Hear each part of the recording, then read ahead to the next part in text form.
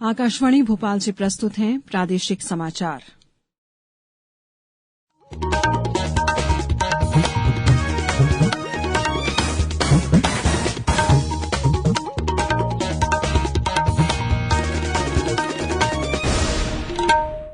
नमस्कार, समाचारों के साथ मैं शेख महजबीन अल्मास।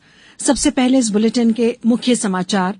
प्रधानमंत्री नरेंद्र मोदी 17वें G20 शिखर सम्मेलन में भाग लेने कल 3 दिन के इंडोनेशिया दौरे पर होंगे रवाना। राष्ट्रपति द्रौपदी मुर्मू 15 नवंबर को जनजातीय गौरव दिवस पर शहडोल आएंगी। मुख्यमंत्री शिवराज सिंह चौहान ने जम्मू कश्मीर के अनंतनाग में आतंकियों के साथ हुई मुठभेड़ में सीआरपीएफ के जवान जल सिंह सखवार की शहादत पर शोक व्यक्त किया है और T20 वर्ल्ड कप का खिताब इंग्लैंड ने जीता। अब समाचार विस्तार से। प्रधानमंत्री नरेंद्र मोदी इंडोनेशिया के बाली में 17वें G20 शिखर सम्मेलन में भाग लेने के लिए कल 3 दिन के इंडोनेशिया दौरे पर रवाना होंगे। सम्मेलन के दौरान G20 देशों के नेता सम्मेलन के विषय साथ बढ़े, सशक्त बने पर वैश्विक चिंता से जुड़े प्रमुख मुद्दों पर विस्तार पूर्वक विचार विमर्श करेंगे। G20 शिखर सम्मेलन की कार्यसूची के अनुसार कुल 3 सत्र होंगे। ये सत्र खाद्य और ऊर्जा सुरक्षा, स्वास्थ्य और डिजिटल परिवर्तन के बारे में होंगे।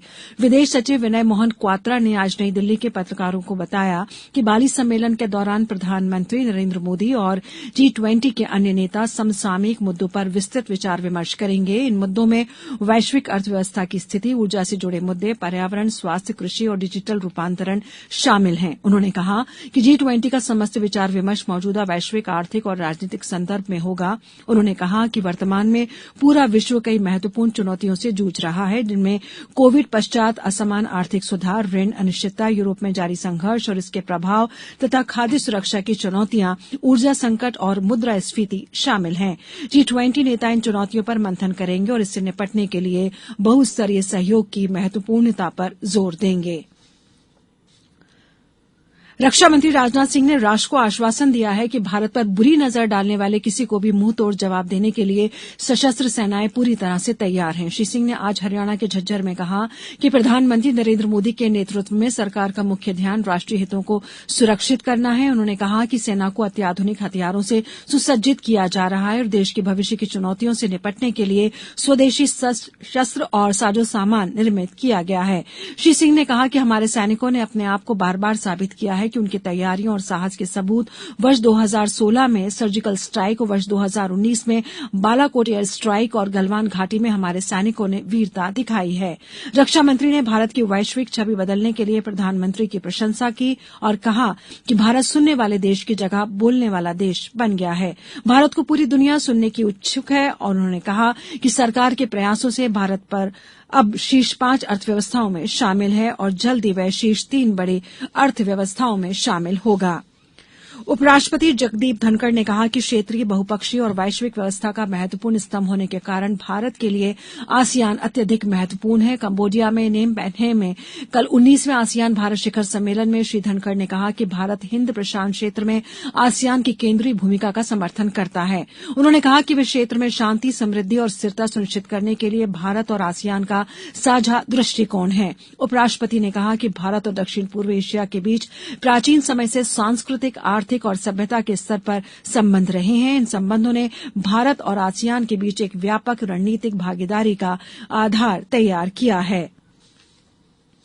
राष्ट्रपति द्रौपदी मुर्मू 15 नवंबर को जनजातीय गौरव दिवस पर शहडोल आएंगी। मुख्यमंत्री शिवराज सिंह चौहान ने सोशल मीडिया पर ट्वीट करते हुए कहा कि यह हमारा सौभाग्य है कि राष्ट्रपति ने मध्यप्रदेश आने का निमंत्रण स्वीकार किया। मध्यप्रदेश में राष्ट्रपति का प्रथम आगमन हमारे लिए गौरव का विषय है। मुख्यमंत्री श्री चौहान आज पेंच से सीधे शहडोल पहुंचकर जनजातीय गौरव दिवस के कार्यक्रम की जानकारी और तैयारियों की समीक्षा की। अब समाचारों में वक्त है एक ब्रेक का।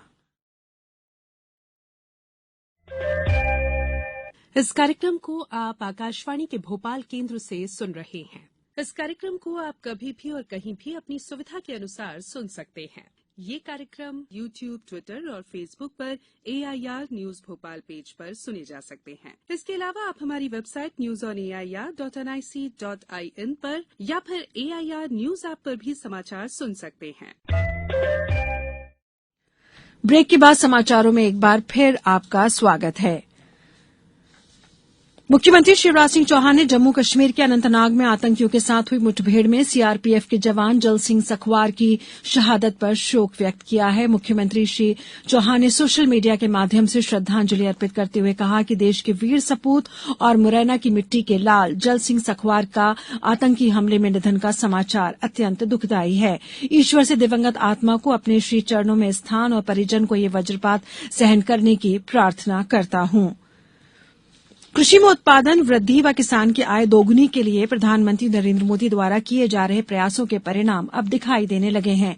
देश के कृषि वैज्ञानिक व तकनीकी विशेषज्ञों के उत्कृष्ट कार्य के कारण पथरीली जमीन पर खेती की जा रही है। केंद्रीय कृषि मंत्री नरेंद्र सिंह तोमर ने आज मुरैना में केंद्रीय कृषि विभाग द्वारा मध्यप्रदेश सरकार के सहयोग से आयोजित 3 दिवसीय कृषि मेले के अंतिम दिन यह बात कही। उन्होंने कहा कि धान व गन्ना की अधिक पानी वाली फसलों में नई किस्म की इजाद कर कम पानी की फसलें तैयार की जा रही हैं।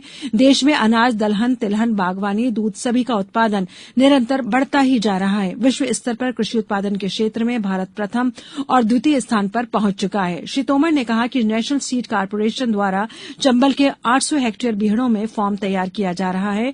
खाद्य प्रसंस्करण की इकाइयां स्थापित करने के लिए 10,000 करोड़ तथा मधुमक्खी पालन के लिए 500 करोड़ का प्रावधान सरकार द्वारा रखा गया है। इससे पहले मध्यप्रदेश ग्रामीण बैंक शाखा मुरैना से शीतला माता महिला समूह को 10 लाख की ऋण सहायता का चेक वितरित किया गया। इस अवसर पर मध्यप्रदेश ग्रामीण बैंक द्वारा कुल 2 करोड़ 60 लाख का ऋण किसानों और महिलाओं को दिया गया। ऑस्ट्रेलिया के मेलबर्न क्रिकेट ग्राउंड में आज खेले गए फाइनल में इंग्लैंड टीम ने पाकिस्तान को 5 विकेट से हराकर दूसरी बार T20 वर्ल्ड कप का खिताब जीत लिया है। फाइनल में टॉस हारकर पहले बल्लेबाजी करते हुए पाकिस्तान की टीम 20 ओवर में 8 विकेट खोकर 137 रन ही बना सकी। जवाब में इंग्लैंड ने 19 ओवर में 5 विकेट खोकर लक्ष्य हासिल कर लिया। इंग्लैंड के लिए सबसे ज्यादा 52 रन नाबाद बेन स्टोक्स ने बनाए। पाकिस्तान के लिए हारिस रऊफ ने 2 विकेट लिए। प्लेयर ऑफ द मैच और player of the tournament Sam Curran रहे।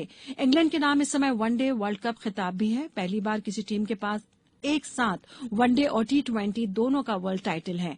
इंग्लैंड दूसरी बार वर्ल्ड चैंपियन बना है। 33वें राष्ट्रीय खेलकूद समारोह के अंतर्गत बैतूल में भारतीय शिक्षा संस्थान विद्या भारती द्वारा आयोजित राष्ट्रीय खेलकूद समारोह के दूसरे दिन आज अनेक रोचक मुकाबले देखने को मिले। 19 आयु वर्ग की बालिकाओं के मुकाबले में मध्यप्रदेश की टीम ने सभी क्षेत्र की टीमों को पराजित करते हुए फाइनल मैच जीता। 14 वर्ष आयु वर्ग के बालिका मुकाबलों में दक्षिण मध्य क्षेत्र ने उत्तर क्षेत्र को हराते हुए प्रथम स्थान प्राप्त किया। हैंडबॉल और रोप स्कीमिंग प्रतियोगिता के दूसरे दिन हैंडबॉल मैच में 19 वर्षीय आयु बालक वर्ग में पश्चिम उत्तर प्रदेश और उत्तर क्षेत्र के बीच हुआ, जिसमें पश्चिम उत्तर प्रदेश की टीम ने उत्कृष्ट खेल दिखाते हुए 23-19 के अंतर से जीत दर्ज की। अब कुछ समाचार संक्षेप में। राज्यपाल मंगूभाई पटेल ने जबलपुर में institute of engineers local centre Jabalpur के तत्वावधान में ग्रीन एनर्जी क्लीन एनर्जी विषय पर 2 दिवसीय राष्ट्रीय सेमिनार का वर्चुअल शुभारंभ किया। भोपाल के मध्यप्रदेश जनजातीय संग्रहालय द्वारा 8 से 16 वर्ष की आयु के बच्चों के भीतरी सामर्थ्य को जागृत करने के उद्देश्य से हर रविवार को खुद को पहचाने श्रृंखला की शुरुआत की। नर्मदापुरम में जिले में ठंड बढ़ गई है। जिले के पचमढ़ी में रात के तापमान में 3 से 5 डिग्री तक गिरावट दर्ज की गई। गुना जिले में अवैध उत्खनन मामले में वन विभाग द्वारा कार्रवाई कर एक पोकलेन मशीन जब्त की गई। नीमच जिले में नेशनल लोक अदालत में 17 खंडपीठों द्वारा लंबित 2744 प्रकरणों में से 370 प्रकरण निपटाए गए, जिससे 748 व्यक्ति लाभान्वित हुए। अंत में मुख्य समाचार एक बार फिर। प्रधानमंत्री नरेंद्र मोदी 17वें G20 शिखर सम्मेलन में भाग लेने कल 3 दिन के इंडोनेशिया दौरे पर होंगे रवाना। राष्ट्रपति द्रौपदी मुर्मू 15 नवंबर को जनजातीय गौरव दिवस पर शहडोल आएंगी। मुख्यमंत्री शिवराज सिंह चौहान ने जम्मू कश्मीर के अनंतनाग में आतंकियों के साथ हुई मुठभेड़ में सीआरपीएफ के जवान जल सिंह सखवार की शहादत पर शोक व्यक्त किया है और T20 वर्ल्ड कप का खिताब इंग्लैंड ने जीता। इस बुलेटिन में इतना ही। नमस्कार।